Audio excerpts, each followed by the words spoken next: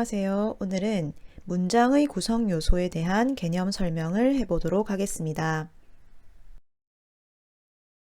오늘의 학습 목표입니다. 영어 문장의 구성 요소를 이해할 수 있다. 오늘의 학습 내용은 먼저 영어 문장의 구성 요소 종류를 알아보고 두 번째, 영어 문장의 구성 요소별 특징에 대해 알아보도록 하겠습니다. 영어 문장의 구성 요소란 영어 문장을 구성하는 데 반드시 필요한 요소를 말합니다. 이 영어 문장의 구성 요소 종류에는 크게 4가지가 있습니다. 주어, 동사, 목적어, 보어를 말합니다. 주어, 동사, 목적어, 보어를 우리는 영어 문장의 구성 요소라고 부릅니다.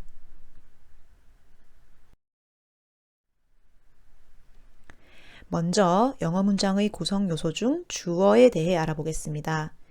주어는 우리가 흔히 s라는 영어 약자로 표시합니다. 주어의 의미는 은, 는, 이, 가로 해석되는 것이 대부분입니다. 주어는 동작이나 상태를 하는 주체를 말합니다. 이때 명사, 대명사 또는 명사 역할을 하는 말이 주어 자리에 위치합니다. 예문을 통해 확인해 보겠습니다. I study English every day 라는 문장이 있습니다. 이 문장의 의미는 나는 매일 영어를 공부한다인데 이 문장에서 주어는 명사, 대명사, 명사 역할을 하는 말 중 대명사의 역할을 하는 I가 주어가 됩니다. 이때 I는 나는으로 해석됩니다. I는 study라는 공부하다 라는 동작의 주체가 됩니다. 두 번째 문장의 구성 요소인 동사입니다. 동사는 우리가 흔히 영어 약자로 V로 표시를 합니다. 동사는 해석을 할 때 뭐뭐하다로 끝나는 것이 일반적이고 동사는 방금 배웠던 주어의 동작이나 상태를 의미합니다. 예문을 같이 보시겠습니다. My brother works at school. 이 문장은 나의 형은 학교에서 일한다 라는 문장입니다. 여기에서 works 라는 일하다 라는 단어가 바로 문장의 동사 역할을 합니다. 이때 주어인 my brother 이 하는 동작이 work, 일하다 라는 동사가 되기 때문입니다. 세 번째 문장의 구성 요소인 목적어입니다. 목적어는 우리가 흔히 영어 약자로 o로 표시를 합니다. 목적어는 을, 를, 에게 라고 해석을 하는 것이 일반적입니다. 목적어는 어떤 동작의 대상이 됩니다. 이때 목적어의 종류는 크게 2가지로 나눠볼 수 있습니다. 먼저 직접 목적어가 있고 두 번째 간접 목적어가 있습니다. 직접 목적어는 우리가 DO로 표시하기도 하는데 직접 목적어는 을, 를로 해석이 일반적으로 되고 두 번째 간접 목적어라고 부르는 것은 IO로 표시를 자주 하는데 이때 간접 목적어는 누구누구에게로 해석되는 것이 일반적입니다. 예문을 같이 보시겠습니다. She loves her cat. 그녀는 그녀의 고양이를 사랑한다 라는 문장입니다. she가 이 문장의 주어가 되고 love는 동사가 됩니다. 그렇다면 그녀가 사랑하는 대상은 her cat이 되겠죠? 이때 동작의 대상이 되는 her cat은 문장의 목적어로 구성 요소가 쓰입니다. 해석은 그녀의 고양이를 로 되어서 더 정확하게 얘기하면 her cat은 직접 목적어로서의 역할을 한다고 할 수 있겠습니다. 네 번째 문장의 구성 요소인 보어입니다. 보어는 우리가 흔히 약자로 C로 표시를 합니다. 보어가 쓰이는 경우를 알려드리겠습니다. 보어는 방금 배웠던 주어와 목적어의 정보가 불충분할 때 보충하는 말입니다.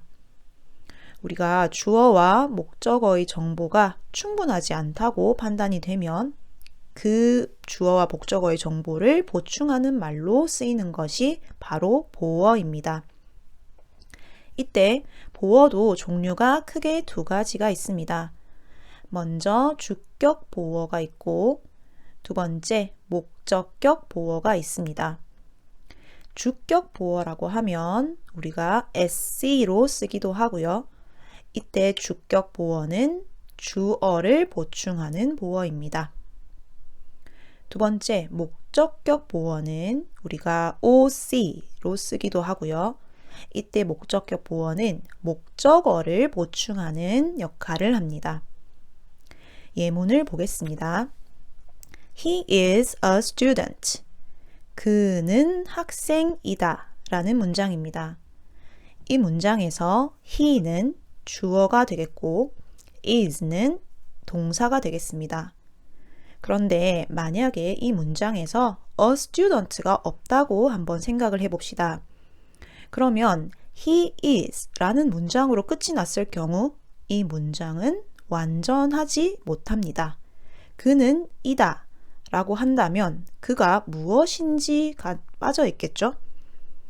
그라는 주어에 대한 정보가 불충분한 문장이 됩니다.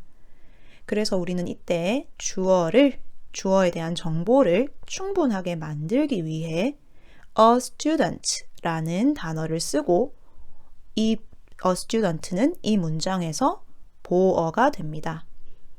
더 정확하게 말하자면 주어를 보충하기 때문에 a student는 주격 보어가 됩니다. 그래서 he is a student 라고 했을 때 그가 무엇인지 바로 그가 학생이라는 정보가 충분히 채워질 수 있는 것입니다.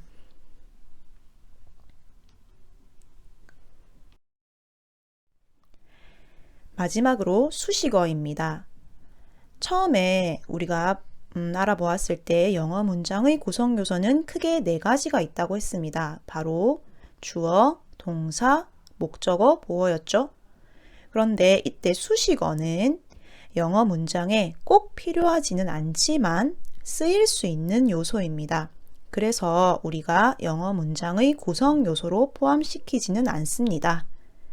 수식어는 다른 문장 성분을 꾸미며 의미와 내용을 더 풍성하게 만드는 역할을 합니다. 그래서 문장의 필수 구성 요소에는 포함되지 않습니다. 즉, 이 말은 수식어가 없어도 문장의 내용이 충분하다는 의미입니다. 예문을 보겠습니다. He walks slowly 라는 문장이 있습니다. 해석을 해보면 그는 느리게 걷는다 입니다. 만약 he walks slowly 라는 문장에서 slowly가 없다고 한번 생각을 해봅시다. he walks, 그는 걷는다 라는 두 단어만으로도 문장의 의미는 충분히 전달이 되죠. 그런데 여기서 slowly 라는 단어가 붙을 경우 walks, 동사를 부가 설명합니다. 그래서 그는 걷는다 라는 문장보다 그가 어떻게 걷는지 slowly, 느리게 걷는다 라는 이 문장의 의미와 내용을 더 풍성하게 만들어주는 역할이 바로 수식어입니다. 오늘 배운 학습 내용을 정리해 보겠습니다. 먼저 영어 문장의 구성 요소는 주어, 동사, 목적어, 보어로 나눌 수 있습니다. 주어란 S로 표기를 하며 동작이나 상태의 주체를 말합니다. 동사는 V로 표기를 하며 주어의 동작이나 상태를 나타냅니다. 목적어는 O로 표시를 하고 동작의 대상을 말합니다. 마지막으로 보어는 C로 표시를 하고 주어나 목적어의 정보를 보충하는 말이라고 할 수 있겠습니다.